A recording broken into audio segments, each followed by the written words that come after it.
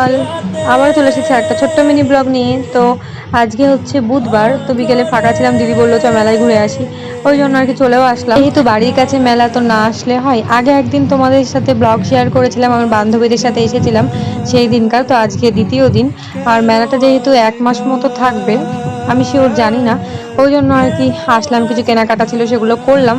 আর এই দেখো, এই পুতুলটা দেখে চিনি ভয় পাচ্ছিল। আজকে ভালোই ভিড় ছিল, যেদিন এসেছিলাম সেদিনের থেকে একটু বেশি, কারণ গতকালকের আগের দিন ছিল ঈদ, ওই জন্য সবাই ঘুরতে এসেছে। আজকের ওয়েদারটা বেশ ভালোই ছিল, হাওয়া দিচ্ছিল, বেশ মেঘ মেঘও করছিল। আমি তো ভাবছিলাম যে বৃষ্টি হবে, বাট হয়নি। তো এই দেখো, একটা রিং কিনেছে দিদি, কি সুন্দর না, আমি পছন্দ করে দিয়েছি। তো তারপর আমার কিছু কেনাকাটা ছিল, সেগুলো করলাম। তো যে কানেরগুলো দেখতে পেলে, ওগুলো একটু ঝুমকো ঝুমকো টাইপ, যেগুলো আমার কাছে অনেক আছে, পড়াই হয় না, ওই জন্য আর নিইনি। তারপর পাঁশকুড়া চপ নিয়ে চিনির বাড়িতে টাটা দিয়ে চলে আসলাম বাড়ি।